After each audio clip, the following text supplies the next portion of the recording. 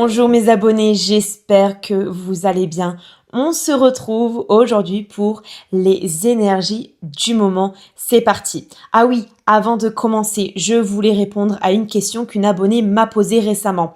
Elle m'a demandé si les planètes ne sont pas dans notre signe, est-ce que ça a tout de même un impact sur nous?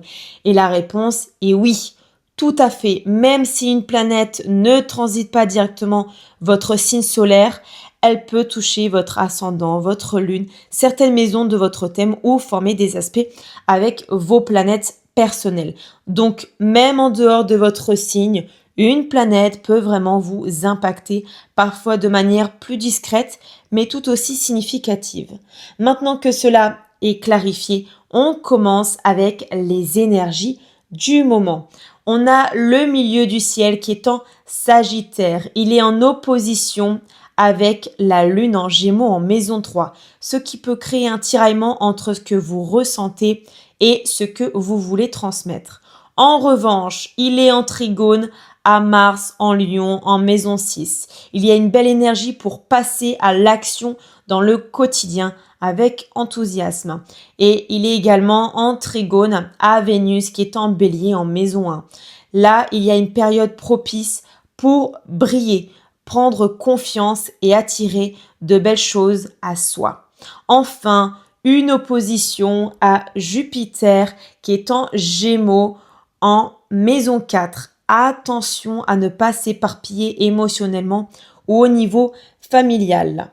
On passe à Pluton en Verseau, maison 12. Il forme un trigone à Mercure et au Soleil en Gémeaux en maison 3. Il peut y avoir des prises de conscience profondes, un mental transformé, comme des idées puissantes qui émergent.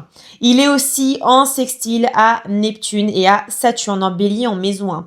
Très bon pour poser une structure intérieure alignée avec votre intuition. Et un trigone à Uranus en Taureau maison 2, un renouvellement de vos valeurs, de votre rapport à l'argent ou à la sécurité. On continue avec l'ascendant en Poisson. Il est en carré au Soleil et à Mercure en Gémeaux en maison 3. Cela peut créer de la confusion entre ce que vous ressentez intérieurement et ce que vous pensez ou exprimez. Il faudra trouver un juste équilibre. On passe à Saturne en Bélier, maison 1. Il est en carré à Jupiter qui est en Gémeaux en maison 4. Attention aux tensions ou à la rigidité dans la sphère familiale, mais aussi en sextile à Mercure en Gémeaux en maison 3 et à Uranus qui est en Taureau en maison 2. Il y a des idées structurées et une ouverture à des solutions nouvelles et concrètes. On passe à Neptune en Bélier maison 1. Il est en sextile à Mercure, au Soleil en Gémeaux et à Uranus en Taureau. Il y a une belle créativité, une intuition vive et une capacité à capter l'invisible dans le concret. Il forme aussi un carré à Jupiter. Veillez à ne pas vous illusionner, notamment dans le domaine familial ou émotionnel. On passe à Vénus en Bélier en maison 1. Elle est en trigone à Mars qui est en Lion en maison 6. Il y a une belle énergie d'amour dans l'action, du plaisir à se réaliser dans le quotidien.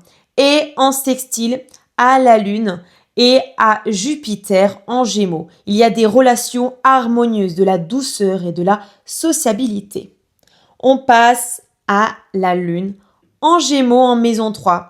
Elle forme un sextile à Mars qui est en Lion en maison 6. Il y a une belle alliance entre le ressenti et l'action, entre le cœur et le mouvement. Voilà pour les énergies du moment. Merci beaucoup d'avoir regardé cette vidéo. Pensez à liker, à vous abonner et à partager si cela vous a parlé. Prenez bien soin de vous et à très bientôt pour une nouvelle guidance.